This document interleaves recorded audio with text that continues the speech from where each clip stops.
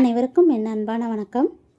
இன்று நான் பேச வேண்டிய மிக முக்கியமான விஷயம் என்னென்னா, ஒரு பெண்ணின் பாதுகாப்பை பற்றியது இல்லை, ஒரு ஆண் குழந்தையை நம்ம எப்படி வளர்க்குறோம் என்பதை பற்றி தான். ஏன்னா ஒரு பெண்ணை காப்பாற்ற சட்டம் இருக்குது, ஆனால் ஒரு குற்றத்தை தடுக்க நல்ல மனிதன்தான் தேவை. அந்த நல்ல மனிதன் பிறக்கிறதில்லை, உருவாக்கப்படுறான். ஒரு ஆண் குழந்தை பிறக்கும்போதே அவன் கெட்டவன் கிடையாது, அவன் வெறும் ஒரு குழந்தை தான். அவன் பார்க்குறான், கேட்குறான், கற்றுக்கிறான், அதுவே அவனுடைய வாழ்க்கையாக மாறுது. அதனால் நம்மையே கேட்டுக்கணும், ஒரு ஆண் குழந்தைக்கு நாம் என்ன கற்றுக் கொடுக்குறோம்? சின்ன பிள்ளையிலேருந்தே நம்ம சொல்லி கொடுக்குறோம், நீ ஆண் பிள்ளை, அழக்கூடாது, பலமாக இருக்கணும் அப்படின்னு. ஆனால் அதே நேரத்தில் நம்ம சொல்ல மறந்துடுறோம், மற்றவர்களை மதிக்கணும், யாரையும் காயப்படுத்தக்கூடாதுன்னு. ஒரு பையன் அவன் வீட்டிலையே கற்றுக்கிறான், அவனுடைய அப்பா அம்மாவை எப்படி நடத்துகிறாரு அப்படிங்கிறத பார்த்து தான் அவன் பெண்களை பார்க்கும் பார்வை அப்படிங்கிறது உருவாகுது. வீட்டில் மரியாதை இருந்தால் தான் அவன் மனதிலையும் மரியாதை வரும். வீட்டில் அவமதிப்பு இருந்தால் அதுவே அவனுடைய நடத்தையாக மாறிடும். அதனால் ஒரு ஆண் குழந்தைக்கு முதல்ல கற்றுக் கொடுக்க வேண்டியது மரியாதை தான். மரியாதை. ஒரு பெண்ணை ஒரு பொருளாக இல்லாமல் ஒரு மனிதராக பார்க்க கற்றுக் கொடுங்க. அவளுக்கும் உணர்ச்சிகள் இருக்குது, அவளுக்கும் உரிமைகள் இருக்குது அப்படிங்கிறத அவன் புரிஞ்சுக்க வேணும். அடுத்ததாக சமத்துவம் கற்றுக் கொடுக்க வேண்டும். இது ஆண்களுடைய வேலை, இது பெண்களுடைய வேலை அப்படின்னு பிரிக்காமல் எல்லா வேலைகளையும் அவனை ஈடுபடுத்தணும். அது அவனை உயர்வு தாழ்வு இல்லாத மனிதனாக மாற்றும். அதுக்கப்புறம் ரொம்ப முக்கியமானது, அவனுடைய உணர்ச்சிகளை வெளிப்படுத்த கற்றுக் கொடுக்கணும். நீ அழக்கூடாது என்ன சொல்லிக்கிட்டே இருந்தால் அவன் உள்ளுக்குள்ளேயே அடக்கிக்கொள்ள கற்றுக்குறான். அந்த அடக்கப்பட்ட உணர்ச்சிகள் ஒரு நாள் என்ன ஆகும்னா கோபமாகவும் வன்முறையாகவும் வெளிப்படும்.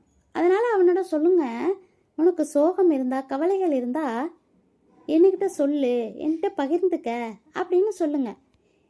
இன்றைக்கி காலத்தில் ரொம்ப அவசியமான ஒன்று ஒப்புதல் அப்படிங்கிற உணர்வு. யாரும் விரும்பாத ஒன்றை அவங்களோட வற்புறுத்தக்கூடாது. வேண்டாம் என்றால் அது வேண்டாம் தான். சின்ன வயசுலேருந்தே கற்றுக் கொடுக்கப்படணும். நல்லது என்ன, கெட்டது என்ன, தவறு செஞ்சால் ஒப்புக்கொள்ள அந்த பக்குவத்தை அவனுக்கு கற்றுக் கொடுக்கணும். மன்னிப்பும் கேட்கும் பண்பையும் அவனுக்கு வளர்க்குற மாதிரி உருவாக்கணும். இன்றைக்கி உலகத்தில் மொபைலும் இணையமும் குழந்தைங்களோட வாழ்க்கையில் பெரிய பங்கு வகிக்குது. அதனால் அதெல்லாம் எப்படி பயன்படுத்தணும் என்பதையும் நாம் கற்றுக் கொடுக்க வேணும். பெண்களை அவமதிக்கும் விஷயங்களை பார்க்கக்கூடாது என்று புரிய வைக்கணும். ஒரு குழந்தைக்கு பொறுப்புணர்வு இருக்கணும். அவன் செய்ய ஒவ்வொரு செயலுக்கும் அவனே பொறுப்பு அப்படிங்கிற எண்ணத்தை அவனுள்ள வளர வைக்கணும். நம்ம பொதுவாக சொல்கிறது பெண்களை காப்பாற்றணும்னு, ஆனால் அதற்கு முன்பாக நம்ம சொல்ல வேண்டியது பெண்களை மதிக்கணும் என்பது தான். மதிப்பு இருக்கிற இடத்துல தான் பாதுகாப்பு தானாக வரும். ஒரு குழந்தையோட வாழ்க்கையில் நண்பர்கள் முக்கியம். நல்ல நண்பர்களை தேர்வு செய்ய கற்றுக் கொடுங்க. மற்றவங்களுடைய வழியை உணரும் மனமும் அவனுக்கு இருக்கணும். இப்போ ஒரு கேள்வி, ஒரு பெண்ணுடைய உடை காரணமா, அவள் வெளியே சென்ற நேரம் காரணமா, அவளுடைய நட்பு காரணமா? இல்லை, எந்த காரணமும் இல்லை. உண்மையான காரணம் தவறான மனப்பான்மை தான். அந்த மனப்பான்மை எங்கே உருவாகுது தெரியுமா? வீட்டில் உருவாக்குது, பள்ளியில் வடிவம் பெறுகுது, சமூகத்தில் வளருது. அதனால் இந்த பொறுப்பு ஒரே ஒருவருடையதில்லை. பெற்றோர் கற்றுக் கொடுக்கணும். பள்ளிகள் வாழ்க்கை மதிப்புகளையும் உடல் விழிப்புணர்வையும் கற்றுக் கொடுக்கணும். சமூகம் பெண்களை மதிக்கும் பண்பை உருவாக்கணும். அரசு சரியான கல்வி முறையையும் கடுமையான சட்டத்தையும் கொண்டு வரணும். நம்ம எப்போதும் சொல்லுவோம் பெண்கள் பாதுகாப்பாக இருக்கணும்னு, ஆனால் இன்றைக்கி நாம் சொல்ல வேண்டியது ஆண்கள் பொறுப்பாக இருக்கணும் என்பது தான். ஒரு பெண்ணை பாதுகாப்பது பெரிய விஷயம் இல்லை, அவளை பாதிக்காத ஆணை உருவாக்குவது தான் பெரிய விஷயம். இன்றைக்கி ஒரு பெண் அழுகிறாள் என்றால் அதற்கு காரணம் ஒரு ஆண். ஆனால் நாளை ஒரு பெண் சிரிக்க வேண்டும் என்றால் அதற்கு காரணம் ஒரு நல்ல ஆணாக இருக்க வேண்டும். நாம் ஒரு பையனை வளர்க்கிறோம் என்று நினைக்காதீர்கள், ஒரு எதிர்கால மனிதனை உருவாக்குகிறோம் என்று நினைத்தால் இந்த சமூகம் மாறும்.